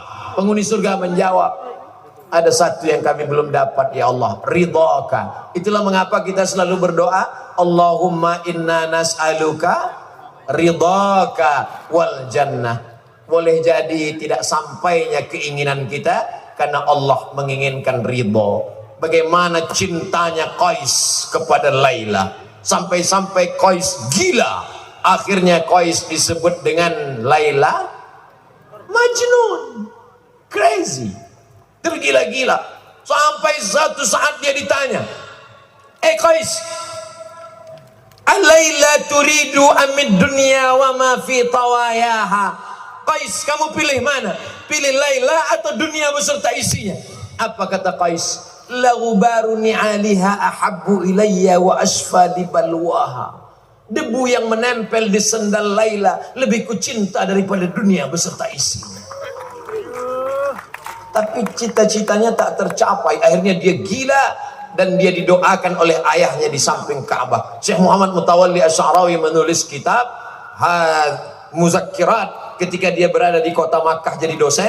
Di antaranya dia ceritakan, di antara orang yang sembuh karena berdoa di dinding Ka'bah adalah Qais karena didoakan ayahnya. Karena gila itulah syair-syairnya keluar. Kalau nggak gila, nggak keluar. Ustadz Abdul Somad yang senantiasa dijaga Allah, saya mau tanya, apa hukum rambut apabila sudah jatuh dari kepala? Apakah disebut juga dia sebagai aurat, Pak Ustadz? Makasih. Kalau kita melihat rambut panjang, bagaimana kita tahu itu rambut laki-laki dan rambut perempuan? Karena laki-laki juga gondrong rambutnya. Maka kalau besar kemungkinan dapat rambutnya itu adalah di pesantren lil banat, semuanya perempuan, maka itu jenazah kalau meninggal dunia, maka menurut mazhab Syafi'i tetap batal wudhunya kalau disentuh oleh orang yang tak mahram. Maka kedudukan bulu rambut dengan kulit tidak beda antara orang yang sudah meninggal dengan orang yang hidup. Tapi kalau ada qarinahnya, di antara qarinah itu adalah kalau dapat dipastikan 99,9% memang itu punya perempuan. Tapi kalau tak dapat dibedakan, maka ma ja'alallahu alaikum, Allah tidak menjadikan agama ini min haraj. Allah tidak mempersulit kita. Jadi jangan nanti sibuk adik-adik main bola tiba-tiba nggak jadi nendang. Kenapa? Ini ada rambut, laki-laki apa perempuan, mahram apa tidak? La yukallifullahu nafsan illa wus'aha. Jadi masalah orang mati atau hidup, maka kulitnya tetap membatalkan wudhu menurut mazhab Syafi'i. Mohon penjelasan Ustadz kiat istiqomah dalam menghadapi badai fitnah, khususnya bagi kita yang berprofesi sebagai da'i. Ini nampaknya senasib dengan saya ini. Sedangkan Nabi Muhammad sallallahu alaihi wasallam diejek sahir, tukang sihir, kadzab, pembohong, asatirul awalin, tukang dongeng. Sedangkan Allah saja dikatakan wa qalatil yahudu yadullahi maghlulah. Orang Yahudi berkata tangan Allah terbelenggu. Makanya kata Imam Syafi'i, siapa yang menyangka bahwa dia akan selamat dari lidah manusia, fahuwa majnun, maka dia gila. Sedang Nabi Muhammad saja tak selamat dari lidah manusia, Allah saja pun tak selamat dari lidah manusia. Maksud saya Allah tak selamat ini artinya apa? Lidah manusia ini sampai mengejek Allah Subhanahu wa taala. Makanya dikatakan laqad kafara alladzina qalu innallaha huwal masih ibnu maryam. Laqad kafara alladzina qalu wa qalatil yahudu uzairun ibnullah wa qalatin nasara al-masih ibnullah. Padahal sudah dijelaskan bahwa Allah itu lam yalid wa lam yulad. Allah pun tetap diserang lidah manusia. Nabi Muhammad SAW mereka katakan majnun, sahir, asatirul awalin, gila, tukang sihir, kadzab, pembohong, asatirul awalin, dongeng nenek moyang. Apalagi lah kita yang bukan siapa-siapa dan bukan apa-apa. Waman ahsanu qaulan mimman da'a ilallah. Maka tidak ada yang bisa menguatkan kita selain berkata bahwa yang kita lakukan ini adalah karena Allah. Ini adalah ujian klasifikasi keimanan. Allah cuma minta satu, Allah balas dua. Yang diminta Allah cuma satu, dia balas dua. Yang pertama yang diminta Allah, falyabudu rabb hadzal bait. Banyak-banyak beribadah kepada Allah. Kalau kau banyak beribadah kepada Allah, maka dia balas dua. Yang pertama, at'amahum min ju'. Kalau kau lapar, dia akan kenyangkan engkau. wa amanahum min khauf. Kalau kau takut, engkau akan amanahum min khauf. Kalau kau takut, cemas, galau, dia akan berikan engkau rasa aman. Tapi yang dua ini mesti satu alat untuk meraihnya. Falyabudu rabb hadzal bait. Tidak selesai dengan pikir, tak selesai dengan analisa. Perbanyak solawatmu, perbanyak zikirmu, perbanyak solatmu, perbanyak tasbihmu, Allah akan balas dua. At'amahum min ju' wa amanahum min khauf. 7. Bagaimana hukum memberi uang kepada pengamen apabila nanti hasilnya dia pergunakan untuk kemaksiatan? Ada 3 orang bersedekah, yang satu sedekah, yang satu sedekah, yang satu sedekah. Satu orang bersedekah kepada 3 orang. Ternyata 3-tiganya orang tak betul. Yang pertama pelaku maksiat, yang kedua orang kaya, yang ketiga orang zalim. Kata orang, kamu sedekahmu mubazir, karena 3 orang itu tak benar, tapi dia tidak tahu. Maka kemudian apa kata Nabi? Sedekahmu kepada orang pelaku maksiat, mudah-mudahan dengan sedekahmu itu dia bertaubat. Sedekahmu untuk orang yang berbuat zina, mudah-mudahan dengan sedekahmu untuk orang yang bakhil, pelit, mudah-mudahan dengan sedekahmu itu dia selamat dari kebakhilannya. Sedekahmu untuk orang yang terakhir, orang yang zalim, mudah-mudahan dengan sedekahmu dia berhenti dari kezalimannya. Dengan syarat kita tidak tahu orang ini pelaku maksiat. Kebetulan mau cepat-cepat kita kasih, tiba-tiba orang lain ngomong. Adapun orang yang sudah jelas bahwa ini adalah sindikat, kita tahu tuh sindikat. Sebetulnya ini adalah eksploitasi anak yatim. Suami istri, waktu kita berangkat pagi di lampu merah, yang buta suaminya, nanti sore pulang yang buta istrinya. Bisa ganti-gantian. Kita sudah tahu, maka jangan lagi berikan, karena mereka ini hanya eksploitasi orang miskin. Kedelapan, saya mau tanya, sahkah wali nikah dengan pakai video call dari jarak jauh? Nikah dengan alat, kalau dia selamat dari ihtimal kemungkinan, maka dia bisa dijadikan sebagai dalil. Nikah pakai telekonferensi. Karena yang dimaksud dengan satu majelis itu bukan satu majelis wali mempelai laki-laki, 2 saksi. Yang dimaksud dengan satu majelis adalah satu waktu, yang satu dengan syarat tidak ada tipuan di sana. Assalamualaikum, waalaikumsalam. Saya ini Pak Kua. Iya. Apakah Bapak betul walinya? Betul. Apalagi sekarang bisa nampak wajahnya. Itu. Jadi kalau tidak ada ihtimal, kemungkinan, maka sah. Tapi kalau begitu juga dengan akad jual beli.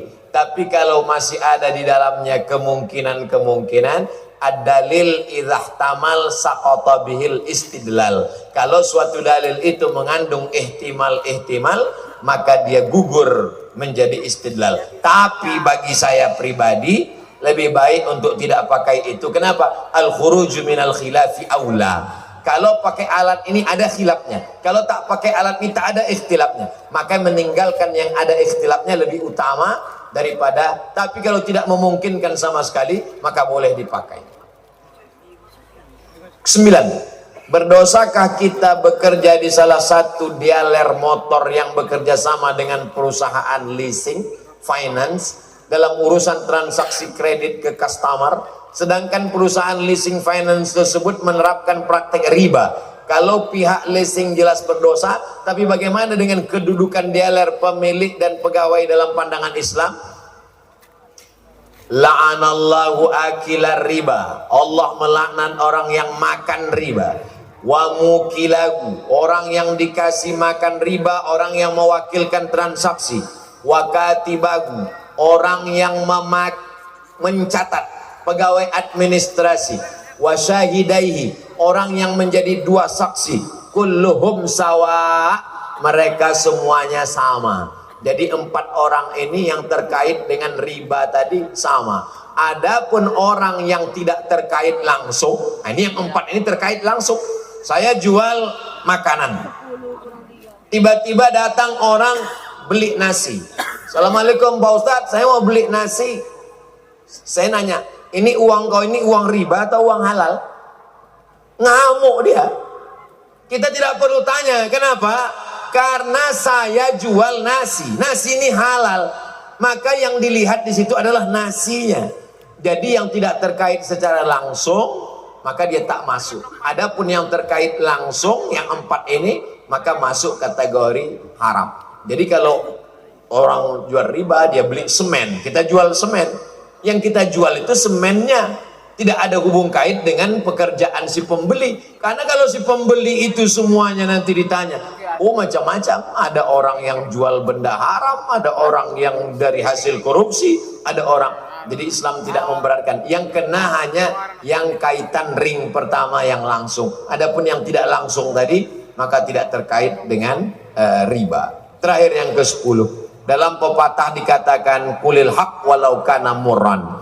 Jika dihadapkan pada sebuah kejadian yang mana pada saat itu jika berkata bohong akan bersalah terhadap guru, namun jika berkata jujur akan kehilangan pertemanan yang sudah lama dibangun.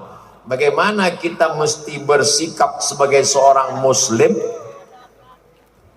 Ini sebetulnya bukan nanya, mau mencari pembenaran.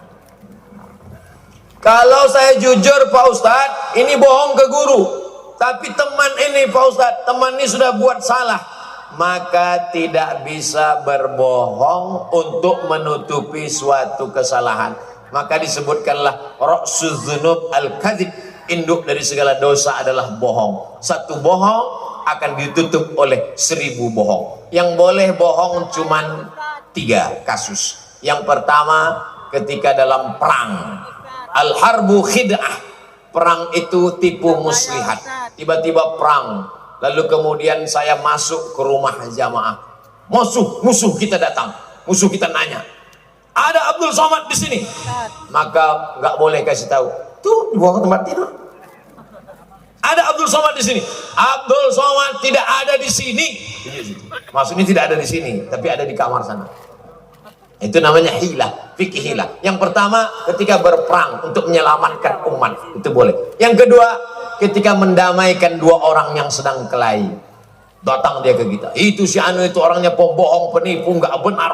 Lalu kemudian datang si B, tadi dia datang ke sini, iya, dia cerita tentang aku, 1 pun nggak ada dia cerita tentang kamu. Maksudnya 1 nggak ada, tapi 10 ada. Untuk menyelamatkan 2 orang supaya jangan sampai kelahi.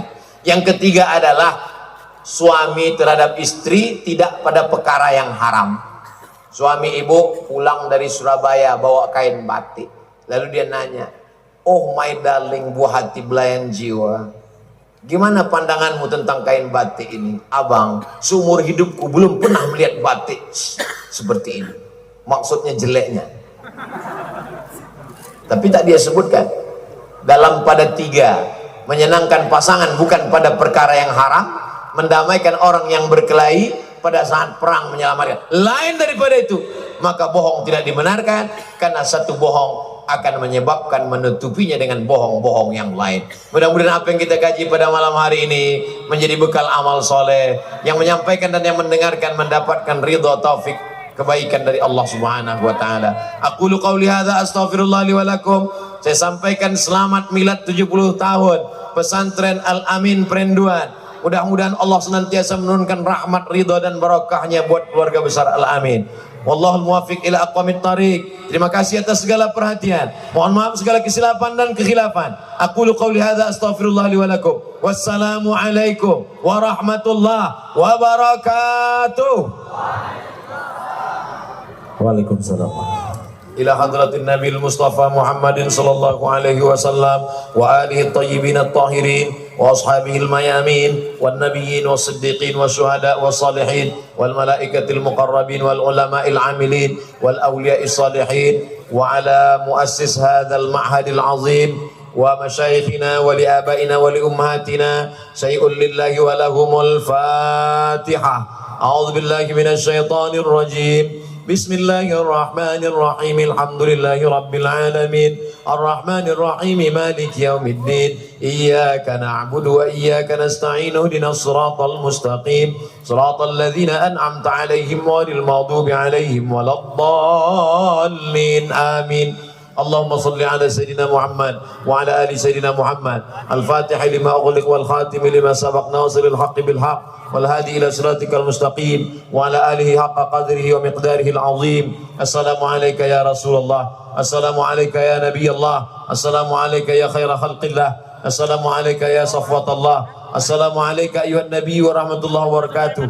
اللهم إنا نتوسل إليك بحق نبيك محمد صلى الله عليه وسلم وبسر الفاتحة أن تيسر لنا أمورنا وتقضي حاجاتنا وتبلغ مقاصدنا وتغفر لنا ما مضى، وأن تجعل هذا المعهد معهد الأمين معهدا عظيما مباركا فيه تخرج منه العلماء والزعماء، واحفظ أهله من اللهم احفظ هذا المعهد من كل كرب عظيم. اللهم ادفع عنا الغلاء والوباء والفحشاء والربا والزنا والمنكر ما ظهر منها وما بطن من بلدنا هذا خاصة ومن بلدان المسلمين عامة.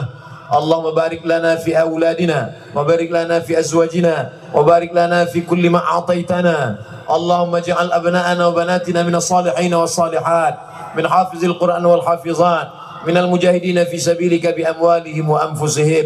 اللهم إنا نسألك الهدى والتقى والعفاف والغنى. اللهم إنا نعوذ بك من علم لا ينفع ومن قلب لا يخشع ومن نفس لا تشبع ومن دعاء لا يسمع. اللهم أعنا على ذكرك وشكرك وحسن عبادتك. لا تدع لنا في مقامنا هذا وفي ساعتنا هذه ذنبا إلا غفرته، ولا هما إلا فرجته، ولا دينا إلا قضيته، ولا مسافرا إلا وصلته، ولا مريضا إلا شفيته، ولا ميتا إلا رحمته، ولا راغبا إلا أنجبته، ولا عازبا إلا زوجته، ولا حاجة من حوائج الدنيا والآخرة لك رضا ولنا فيها صلاح إلا قضيتها ويسرتها يا أكرم الأكرمين. اللهم أكرمنا ولا تهدنا واعطنا ولا تحرمنا. اللهم أوصل ثواب ما قرأناه من صلاة الفاتحة إلى أرواح آبائنا وأمهاتنا وأجدادنا وجداتنا ولمشايخنا ولمن أحسن إلينا، وخصوصا إلى مؤسس معهد هذا العظيم. اللهم اغفر لهم وارحمهم وعافهم واعف عنهم وأكرم مثواهم واجعل الجنة مثواهم. اللهم اجعل قبورهم روضة من رياض الجنان، لا تجعل قبورهم حفرة من حفر النيران. اللهم اجعل أهلهم من الصابرين، اللهم اجعل ذريتهم من الصالحين، واجعلهم من الصالحين، واجعلهم من الصالحين، واجعلنا من الذين يستمعون القول فيتبعون أحسنه. اللهم اجمعنا معهم مع الحبيب المصطفى في جنتك العلا مع النبيين والصديقين والشهداء والصالحين وحسن أولئك رفيقا. وصلى الله على سيدنا محمد وعلى آله وصحبه وسلم، والحمد لله رب العالمين. تقبل الله منكم منا ومنكم تقبل يا كريم.